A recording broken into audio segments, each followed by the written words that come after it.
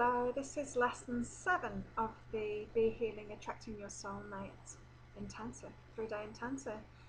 So hopefully you had a great day yesterday doing those lists and the work involved there. Now today we've got a bit more of a healing component to it.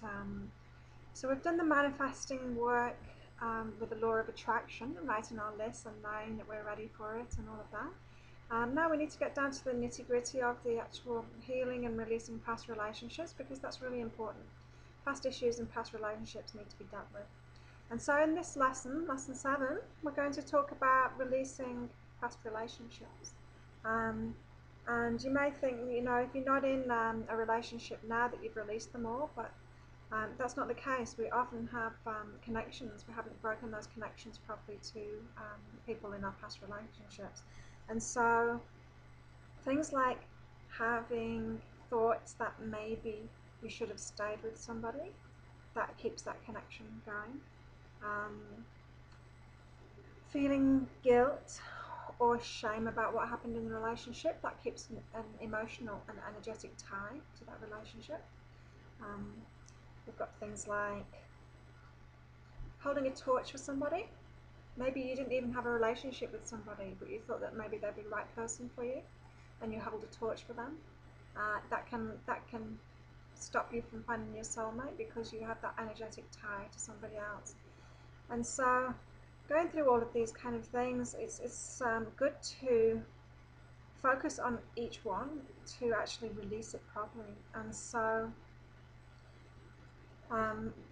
what you can do is set an intention that you want to release all past relationships and all of these energetic ties to people that will stop you from bringing in your soulmate.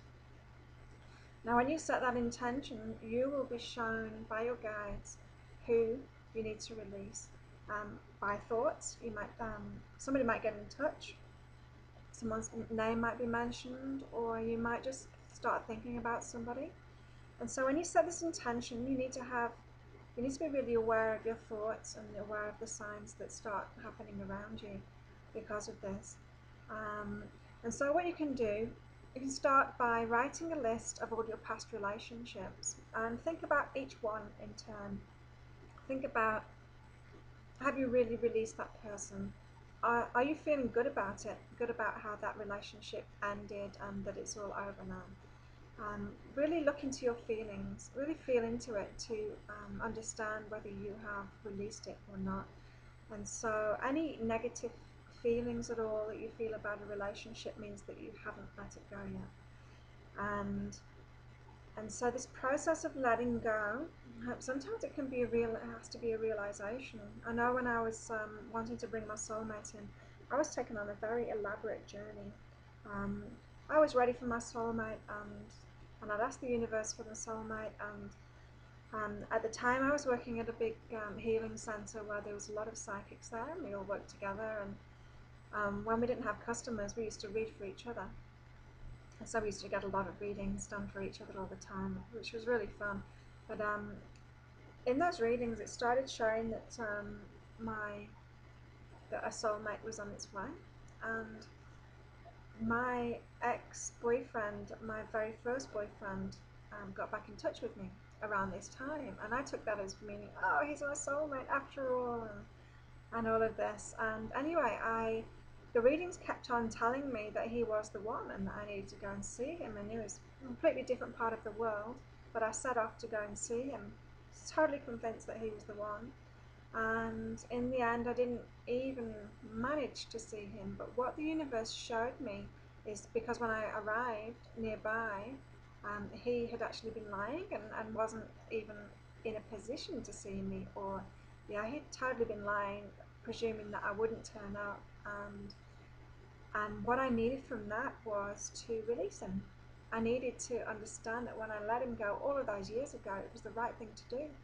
And inside of me, I'd been feeling maybe it wasn't the right thing to do, maybe he was the one, because he seemed to be my strongest relationship so far. So I had a belief that maybe he was the right one, and that needed releasing. And so the universe showed me that he couldn't be trusted, and that was the reason that I let him go in the first place, is because he broke my trust.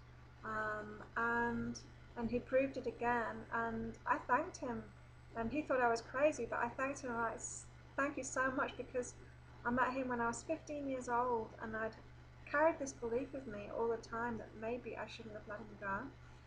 And I thanked him and said, he just released me. He'd given me a complete release by doing that. And he felt terrible. He felt terrible for doing it and said he was very sorry. But I was quite happy because it was that release that I needed.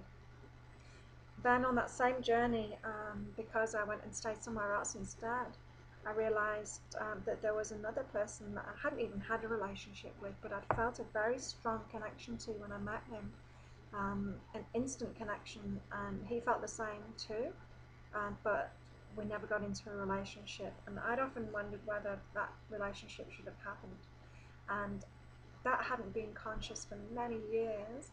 But the universe took me back to that place, and he turned up again, and I was like, wow, maybe it's him. And no, it wasn't him. I was just shown to release him again, and I had a talk with him, and we released that completely. I released that idea that he was the right one for me. And then I came to this understanding that when I was away in these other places, away from here in this place that I call home now, which feels is my favourite place in the world, and I couldn't imagine living anywhere else. When I was going off to all of those other places, of course my soulmate wasn't going to be there because I'm happiest here. And so my soulmate is going to be in a place where I'm happiest because they'll match me and they'll be happiest here too. So I came straight back. Home, and I met my soulmate within a few weeks of arriving back. And so this is the kind of journey that I'm saying, and this can be speeded along by looking at past relationships. So there were other relationships that I'd had to deal with internally myself too, by thinking about those relationships and feeling whether I had any negative emotions still connected to that relationship, and actually releasing those emotions. Now this is the hard part. This is the hard part of the soulmate journey, because and it's a really important part too, because it's easy to remember which relationships we've had, and not so easy to release all of the emotions involved and the beliefs involved in those.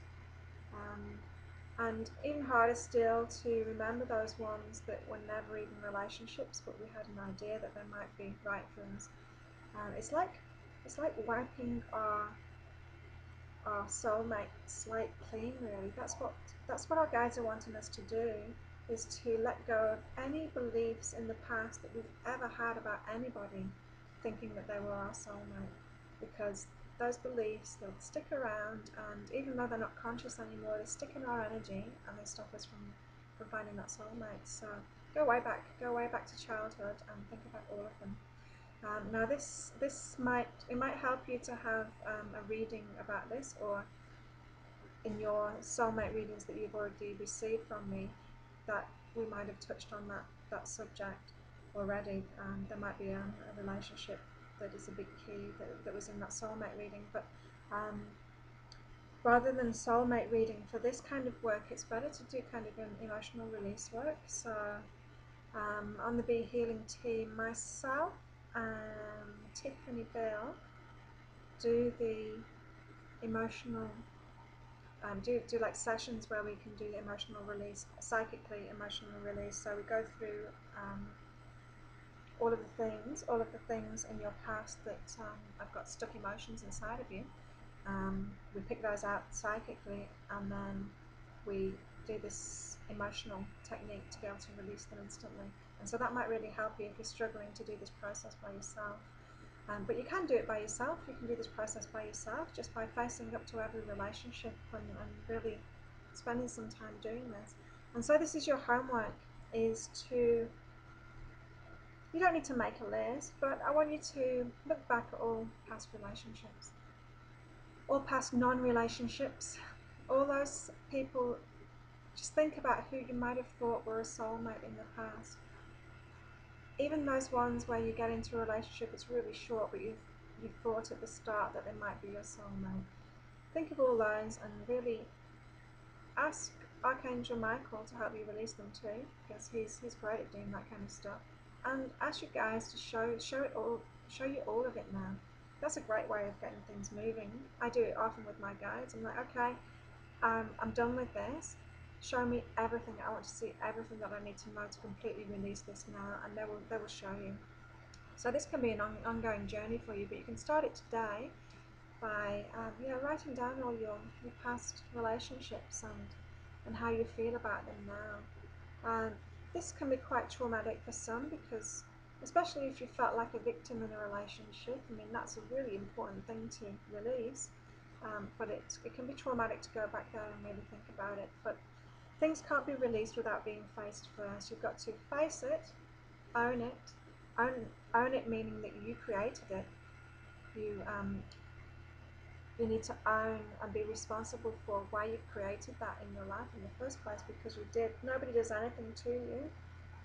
You create everything yourself.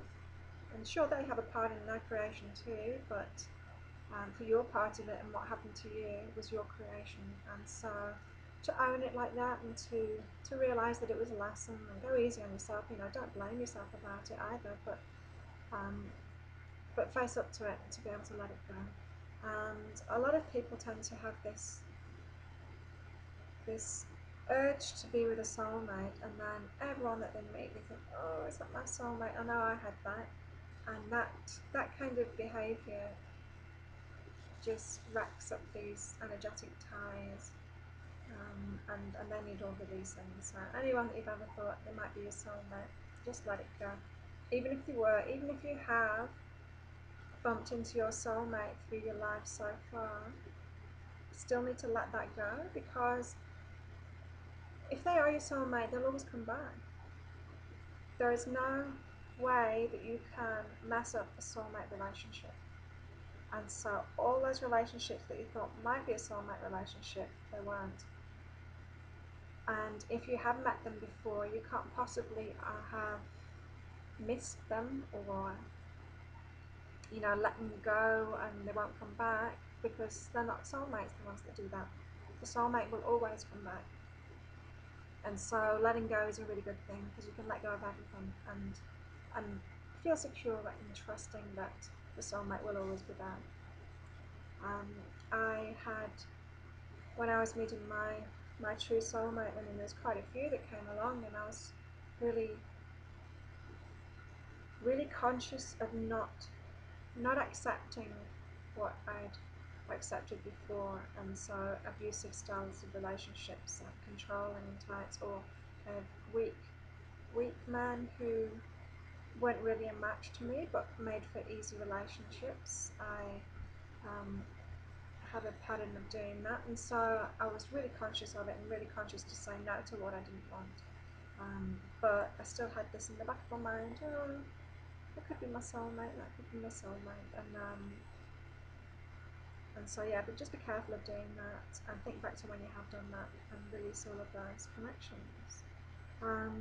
There's a meditation for letting go as well, and also, which is available from Be Healing in the shop, and another meditation in the clearing set of meditations.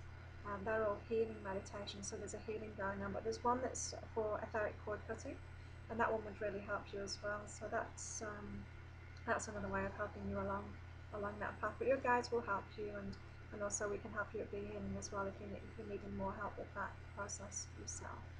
And so good luck with releasing those connections. Get as far as you can today with that. We're thinking, but I think this will be an ongoing process, because this is the hard work now. So good luck with that, and I'll see you next lesson.